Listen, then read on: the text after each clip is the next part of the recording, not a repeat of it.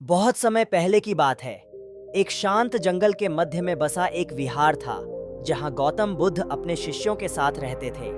यह स्थान साधना, मौन और आत्मचिंतन का केंद्र था, जहां दूर दूर से लोग अपने जीवन को समझने और बदलने आते थे। बुद्ध के उपदेश जीवन की गहराइयों को छूते थे और उनके शब्द लोगों के भीतर सोई चेतना को जागृत कर देते थे। एक दिन एक नया भिक्षु विहार में आया।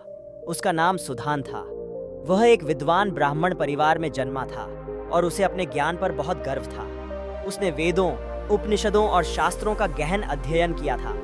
बचपन से ही उसे यह सिखाया गया था कि वह विशेष है, श्रेष्ठ है और दूसरों से अधिक जानता है। सुधान ने बुद्ध के बारे में सुना था कि वे बहुत ज्ञानी हैं और उन्होंने स्वयं ज्ञान प्राप्त किया है। यह जानकर वह बुद्ध से मिलने और उनकी शिक्षाओं को सुनने आया था, लेकिन भीतर ही भीतर वह यह भी चाहता था कि बुद्ध उसकी विद्वता की प्रशंसा करें और स्वीकार करें कि वह एक असाधारण शिष्य है। विहार में आने के बाद सुधान ने नियमों का पालन तो किया, परंतु उसका मन बार बार दूसरों की तुलना में अपनी श्रेष्ठता को साबित करने में लगा रहता। वह ध्यान में बैठता, लेकिन उसका मन बार बार यह सोचने में लग जाता कि बाकी शिष्य उससे कम ज्ञानी हैं। जब भी कोई शिष्य कोई प्रश्न पूछता तो वह उन्हें बीच में रोककर उत्तर देना चाहता, यह दिखाने के लिए कि वह सब कुछ जानता है। धीरे धीरे यह अहंकार उसकी साधना में बाधा बनने लगा। उसके चेहरे पर क्रोध और बेचैनी झलकने लगी। ध्यान के समय वह शांत नहीं रह पाता और जब गुरु कोई उपदेश देते तो वह मन ही मन उसे तर्क करने लगता। एक दिन बुद्ध ने अपने शिष्यों से कहा कि वे अगले 7 दिन तक मौन व्रत में रहेंगे और प्रत्येक शिष्य को अकेले एकांत स्थान में ध्यान करना होगा। सभी भिक्षुओं को जंगल में अलग अलग स्थानों पर भेजा गया, जहां वे एक कुटिया में रहकर ध्यान कर सकें। सुधान को भी एक पहाड़ी के पास एक कुटिया मिली। वहां प्रकृति की सुंदरता थी, परंतु उसका मन बेचैन था। पहले दिन उसने ध्यान करने की कोशिश की, परंतु हर बार उसका अहंकार बीच में आ जाता। मैं इतना पढ़ा लिखा हूं, मुझे इससे क्या मिलेगा? बुद्ध तो सिर्फ मौन रहने की बात करते हैं, असली ज्ञान तो शास्त्रों में है। दूसरे दिन एक विचित्र बात हुई। जैसे ही सुधान ध्यान में बैठा, उसे अपने भीतर से आवाजें सुनाई देने लगीं। उसकी अपनी ही आवाज, लेकिन कठोर, घमंडी और कटाक्ष करती हुई। तू सबसे श्रेष्ठ है, तू क्यों झुके किसी के सामने? यह आवाजें उसके मन को विचलित करने लगीं। उसने आंखें खोलीं, परंतु वह आवाजें बंद नहीं हुईं। तीसरे दिन से उसकी अवस्था बिगड़ने लगी। अब उसे भ्रम होने लगा कि वह जंगल में अकेला नहीं है। उसे ऐसा लगने लगा कि कोई छाया उसकी कुटिया के बाहर घूम रही है। हर रात उसे डर लगने लगा, नींद टूटने लगी। वह बार बार उठकर देखता, लेकिन वहां कोई नहीं होता। चौथे दिन वह पूरी तरह घबरा गया। उसने अपने वस्त्रों को ठीक किया और वापस विहार की ओर भागने लगा। रास्ते में वह गिरा, कांटों में उलझा, लेकिन उसे बस एक ही चिंता थी, मुझे बुद्ध के पास जाना है। जब वह बुद्ध के पास पहुंचा, तब उसका चेहरा पीला पड़ा था और शरीर थका हुआ था। वह उनके चरणों में गिर पड़ा और बोला, मुझे क्षमा करें प्रभु। मैंने सोचा था कि मैं बहुत जानता हूं, पर अब मुझे समझ में आया कि मेरा सबसे बड़ा शत्रु मेरा अहंकार है। बुद्ध शांत थे।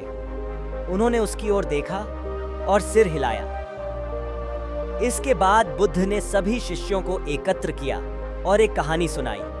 उन्होंने कहा, एक बार एक बहुत बड़ा हाथी जंगल में रहता था। वह इतना शक्तिशाली था कि जंगल के सारे जानवर उससे डरते थे। वह जब चलता तो जमीन कांपती। उसे अपनी शक्ति पर बहुत गर्व था। एक दिन वह नदी में पानी पीने गया। तभी उसने अपनी परछाई पानी में देखी, विशाल, भव्य और गर्व से भरी हुई। वह मुस्कुराया और बोला, इस जंगल में मुझसे बड़ा कोई नहीं। तभी नदी के किनारे एक छोटा सा कीड़ा रेंगता हुआ आया।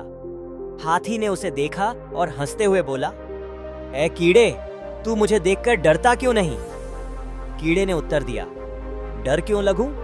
तू भी इस पृथ्वी का जीव है और मैं भी। हाथी को क्रोध आ गया। उसने पैर उठाया कि कीड़े को कुचल दे, लेकिन तभी नदी में उसकी परछाई टूटी और पानी बहने लगा। हाथी ने फिर अपनी परछाई देखनी चाही, परंतु अब वह गायब हो चुकी थी। वह घबरा गया। मेरी छवि कहाँ गई? मेरी शक्ति कहाँ गई? तभी एक बूढ़ा ऋषि वहां आया और बोला, जब तक तू स्थिर था तुझे अपनी छवि दिखी, लेकिन जैसे ही तूने क्रोध किया और अशांत हुआ तेरी परछाई बिखर गई। उसी तरह अहंकार तब तक रहता है जब तक आत्मज्ञान नहीं आता। जब ज्ञान का जल बहता है तो अहंकार की परछाई मिट जाती है। बुद्ध ने शिष्यों की ओर देखा और कहा, अहंकार की परछाई बहुत आकर्षक होती है। वह हमें महान दिखती है, परंतु वास्तव में वह सिर्फ भ्रम होती है। जो जितना जानता है वह उतना ही विनम्र होता है। ज्ञान, शक्ति और सफलता तभी सुंदर होते हैं जब वे विनम्रता से जुड़ते हैं। जो खुद को सबसे ऊंचा समझता है वह आत्मज्ञान के सबसे नीचे खड़ा होता है। सुधान की आंखों से आंसू बहने लगे।